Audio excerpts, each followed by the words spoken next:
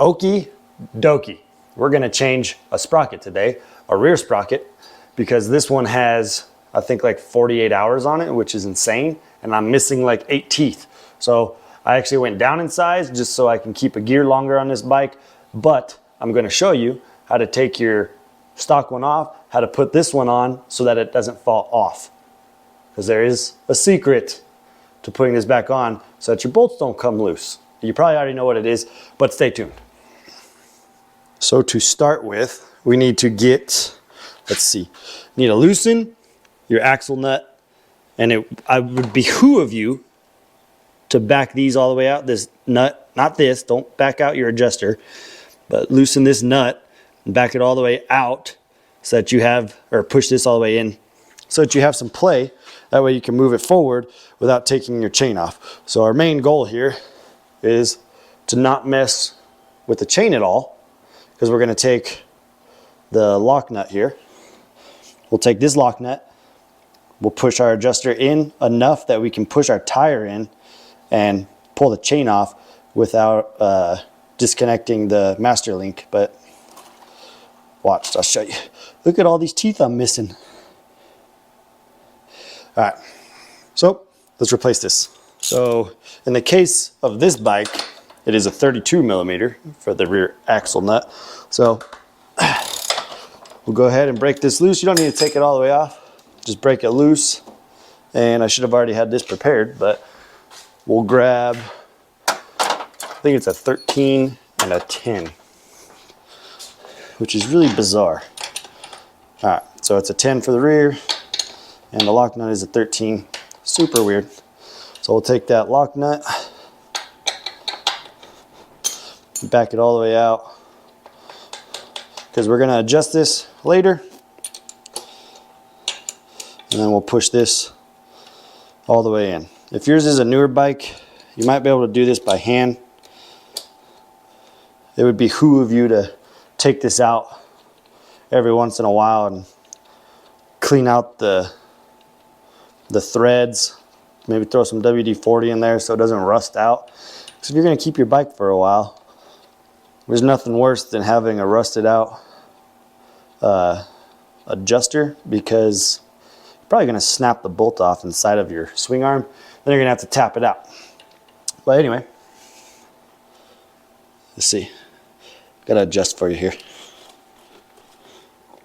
So there you go. So we have it almost all the way in, just enough that we can push it forward to pull the slack off of our chain. Now that you have the left side, or chain side, already pushed all the way in, we can push our wheel forward, right? Theoretically, there we go.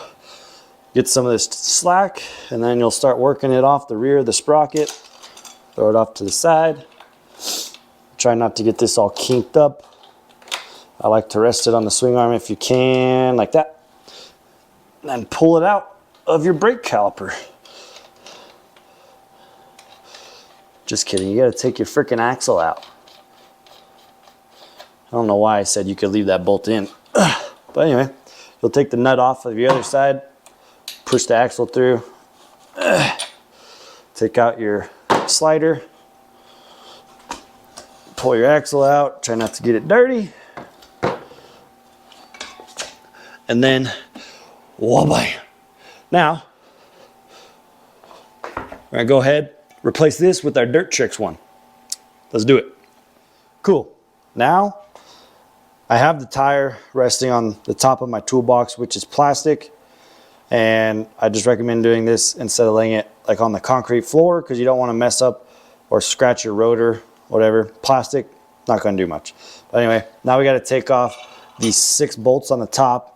So these are going to be a star bit if you're unfortunate enough to have a Husky, which is a T45. And the bottom of this is a 13. So what you're going to do, you'll take your wrench, put it on the nut that's on the bottom of these bolts, and we'll loosen all these and rip this off. These might be super tight. If you own a Husky, they might be super loose, because from the factory, you have to go through and tighten these because they loosen. But anyway, we'll go through, take all these out, and then we'll hop into the install on the other one. don't know why I thought it'd be a good idea to film this. I figured, you know what? If I slip off of here and break my knuckles on one of these teeth, I'd probably laugh at me. You know? Oh, should have known this is going to be tighter than all heck. Watch. Oh, I'm so scared. So scared. This is either going to go really well. Am I going to strip that out or am I turning it? Well, if you're a manufacturer, yeah, watching this, please stop using star bits. This is the dumbest idea ever. Not to mention how easy it is to strip these out. And then I'm going to have to get into, oh look, I did it. Then I'm going to have to go get new bolts and do some redneck shit to pull this out. But anyway, I'm not going to bore you with 6 of these. I will do 1, and you can do the other 6 or 5 by yourself. Look at that. I'll show you why these are blue later for your safety and longevity of your bike. All right, to be continued. Cool. Now we got all of our bolts out, our little star bits, or Torx bits, because I know there's going to be some troll on this YouTube channel. They're, but Ryan, that's not a star bit, that's a Torx bit. Whatever, dude. Looks like a star. Kind of. A weird star. Whatever. You know what I mean. And now, we pull this sucker off. Like washa. Yeah, and try not to cut your fingers on these razor blades that we have on this sprocket now, or the missing teeth, because the sprocket has 48 hours on it, which is surprising. Way to go, Husky. But we have Dirt Tricks one, and we'll go put that one on. But first, we need to clean up the hub on this for the mating surface on the sprocket, and we also need to clean up our bolts to get all the old Loctite off, which is actually the secret to this never coming loose again. So let me show you. So this is super over the top. But I do recommend keeping the nut with the bolt, because it's, you know, been in and out of the bolt for a while now, so thread pitch is according, excuse me, is according to whatever the thread pitch is of the bolt, right? It does change a little bit. I just recommend it. It's easier, guys. It's all about being easier. Excuse my mess. My garage is a fucking disaster. But anyway, I got these fancy Scotch-Brite wheels for the Dremel, and this is super over the top. You don't even have to do this, but if you could get like a toothbrush or something and just kind of scrape off all this old Loctite and like clean up the threads, you'd be good to go. But I like doing things fast, so we're gonna turn this Dremel on and just get all this stuff off. I need to stop cussing so much.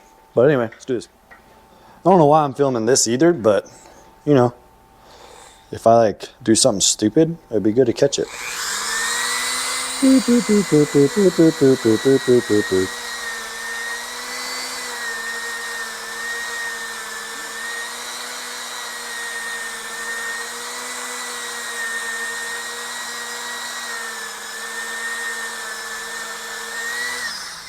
I would recommend glasses for this.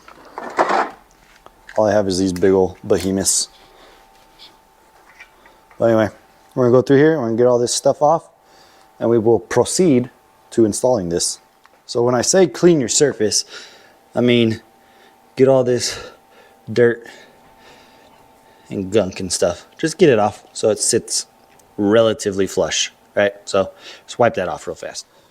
I'm gonna show you something I call preventive maintenance. I can't talk, Jesus. This bushing right here goes into your axle. It gets really dirty and we need to grease this up.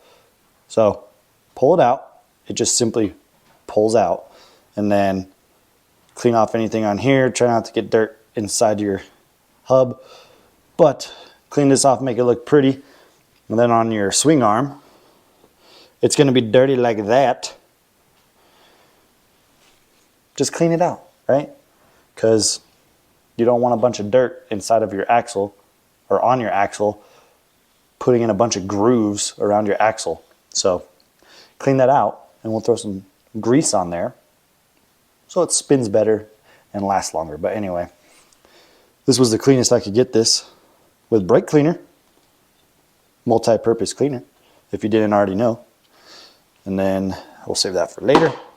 Let's slap on this sprocket. So you take your Dirt Trick sprocket. We got the chrome one because I kind of figured it would look good with the polished hubs on this bike. And we line it up like so.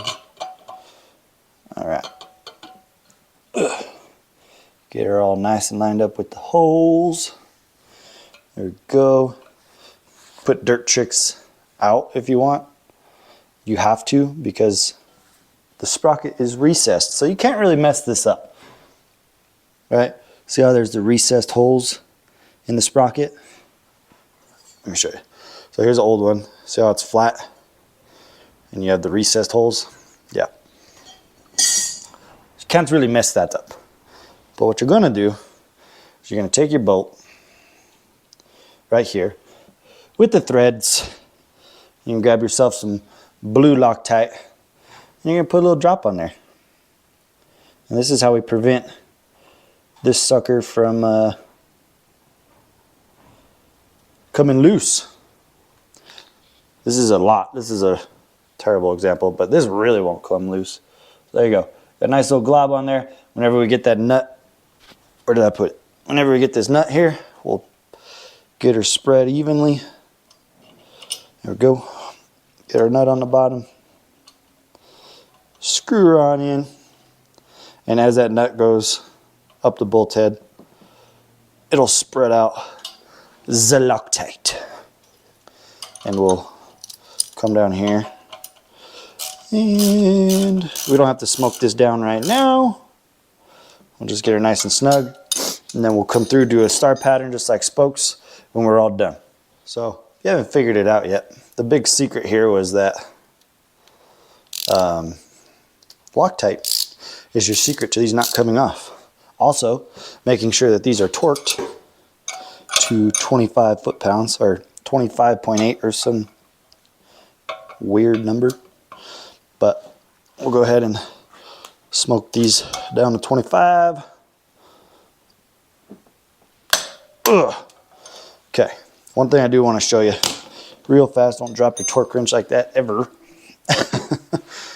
So if we start with this one, just like wheels or anything that you want to like keep as flat as possible, you'll start here, go to here, come back down to here, come back up to here, come back down to here, and then to here, right? So you're just constantly going back and forth so that it sucks this thing in nice and good. Because if you went here, here, here, here, here, here, very rare, but you could potentially warp it, right? I'm just trying to prevent that. So make sure you torque this. Voila. Very pretty. Kind of matches the hub. It'll be shiny, and I don't see a lot of people doing the chrome. So anyway, now we'll go take a shop rag, clean this all off, clean all that crap off, and clean all this stuff out of here. And then we'll grab some waterproof grease. I'm a Bel Ray fan myself. So Bel Ray waterproof grease, and we'll throw it on the axle, shove it back in, and get this thing tied up. So we got our little metal bushing all cleaned up here, looking nice and pretty. Since we are going to be putting this into our hub and our axle will be going through this, we're going to take some grease, run it around the outside of this. And this is just like I said, like preventive maintenance, right? Because if we can get this nice and lubed up, keep it clean, then we won't really have to. Here, there you go. Just lube the outside, because when we lube the axle, we'll just put some in here anyway, but when we lube the axle, we'll be putting some on the inside of the bushing. So we'll put that back in our hub. See, it already feels like there's dirt in there. But that's why we do this, so that it lasts as long as possible, so we don't have to replace bearings. But anyway, there we go. Got her all cleaned up, looking pretty. So we're gonna flip her over. Ugh. I'm gonna take this gross one out. Try not to drop it like that. You would think I'm a rookie doing this. And see how dirty that is? So we got this nice pretty axle. Nice and shiny, nice and clean. We're gonna take some of our Bel Ray grease, probably like that much. I'm gonna go ahead and we're just gonna kind of spread it out on here, because this is gonna be what your wheel spins on. So the better you take care of your axle, longer your bearings will last, longer your hub will last. It's just better for everyone. So wipe your hands off, because I don't want to clean my wheel or my rim after this, which I think I'm going to have to do anyway. But anyway, we're going to slide this up back into our brake. And if you can somehow get this to stand like that, it'll help. Because you got to try and finagle this with the bushings in the swing arm and get your brake pads open so your disc can slide in like that. All right. So we'll get that there. We'll take this, point in, goes forward. Slide her in. Make sure we're lined up on the opposite side. Boom. Pushed it all the way through. Make sure that's flat. Ugh. And then we'll take our adjuster. We'll go on the other side. Again, pointed edge will go forward towards your bolt. Put that on. Clean the threads, because you probably just got grease on them. Not a big deal. Slap our nut on, just so it stays tight. Then we'll slide this forward and we will walk our chain back on here like that. I might have to actually cut this chain because we went down in size. So yeah, I'm gonna have to cut this thing, but there you go. You have successfully installed your sprocket here. And then you're going to torque your swing arm to factory specs. I think this one's like 50 something. Don't quote me on that. Just look it up yourself or read your manual for once. But there you go. Hopefully that helped. Like, subscribe. Thanks for watching.